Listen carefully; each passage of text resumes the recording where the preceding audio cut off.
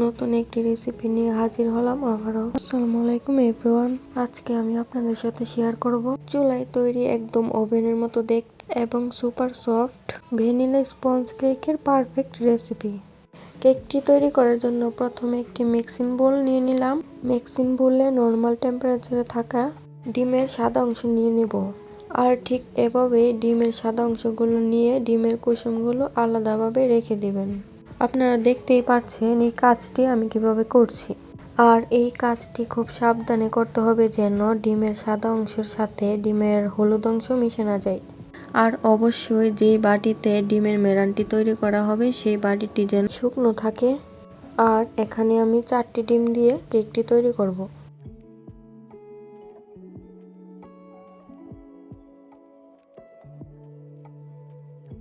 এরপর কুসুমগুলো তুলে নেবার পর একটি ইলেকট্রিক বিটার দিয়ে ডিমের সাদা অংশগুলো একটু বিট করে নেব।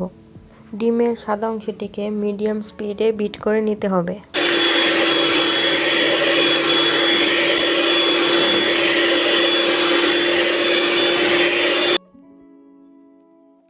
যখন সাদা অংশটির মধ্যে ফোম ক্রিয়েট হওয়া শুরু করবে সেই পর্যায়ে এখানে আমি 1/3 কাপ পরিমাণ চিনি 3 থেকে 4 বারের মতো অল্প অল্প করে অ্যাড করব। আর বিটারের মিডিয়াম স্পিডে বিট করতে থাকব। ভালোভাবে চিনিগুলো মিশে গেলে আগে থেকে তুলে রাখা ডিমের কুসুমগুলো ডিমের মেরানের সাথে মিশিয়ে নেব। ডিমের কুসুমগুলো অ্যাড করার পর ইলেকট্রিক বিটারের একদম লো স্পিডে কিছুক্ষণের জন্য বিট করতে হবে। ডিমের কুসুমগুলো মেশানোর পর দিয়ে দেব ভ্যানিলা এসেন্স 1 চামচের মতো দিয়ে দেবেন। এবার দিয়ে দেব এরকম বড় চামচে করে 2 চামচ রান্নার তেল।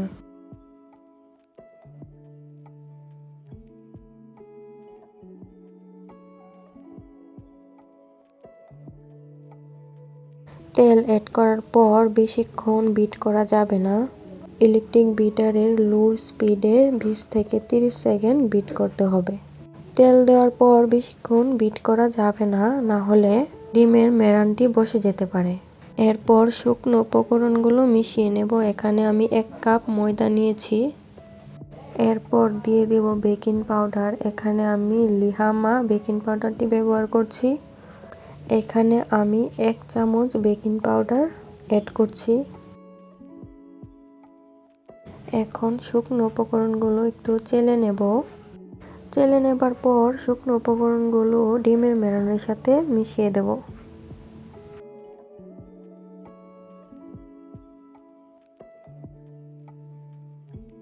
এরপর শুকনো উপকরণগুলো একটি হ্যান্ড উইচের মাধ্যমে ঘুরিয়ে ঘুরিয়ে ধীরে ধীরে ডিমের মেরানটির সাথে মিশিয়ে নিতে হবে। যেভাবে আমি দেখাচ্ছি ঠিক এভাবেই মিক্স করতে হবে।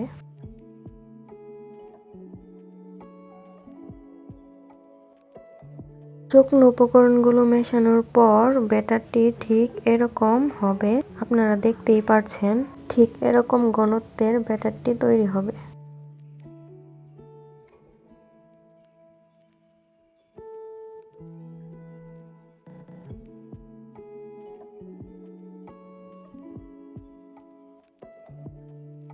এবার কেকটি বেক করার জন্য এখানে আমি এরকম রাউন্ড শেপের একটি মোল্ড নিয়েছি।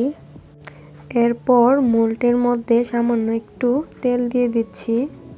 আর এই তেলটি ব্রাশ করে নিতে হবে।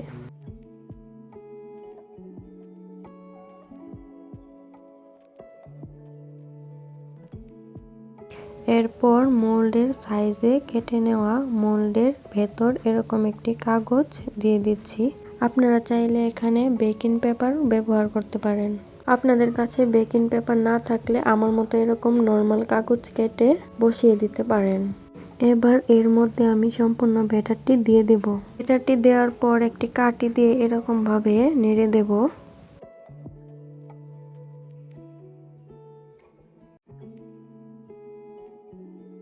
এরপর মোল্ডটিকে একটি গরম হাঁড়িতে বসিয়ে দেব।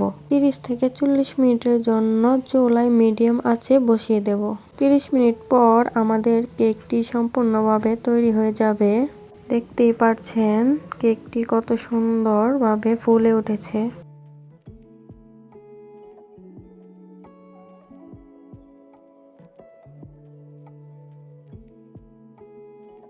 এখন কেকটিকে এভাবে সাইড থেকে তুলে একটি প্লেটে নামিয়ে নেব। দেখতেই পাচ্ছেন আমি কিভাবে নামিয়ে নিচ্ছি।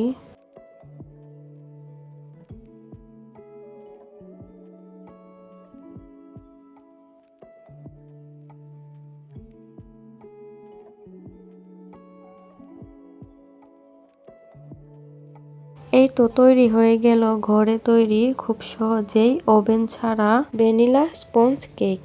আশা করি আপনারা বাসায় এটি একবার হলেও ট্রাই করবেন। আর দেখতেই পাচ্ছেন কেকটি কতটা সফট স্পঞ্জি হয়েছে। দেখতে যতটা সুন্দর হয়েছে খেতে ঠিক ততটাই মজাদার হয়েছে। আশা করি আজকের রেসিপিটি আপনাদের কাছে ভালো লেগেছে। সবাই ভালো থাকবেন, সুস্থ থাকবেন। আল্লাহ হাফেজ।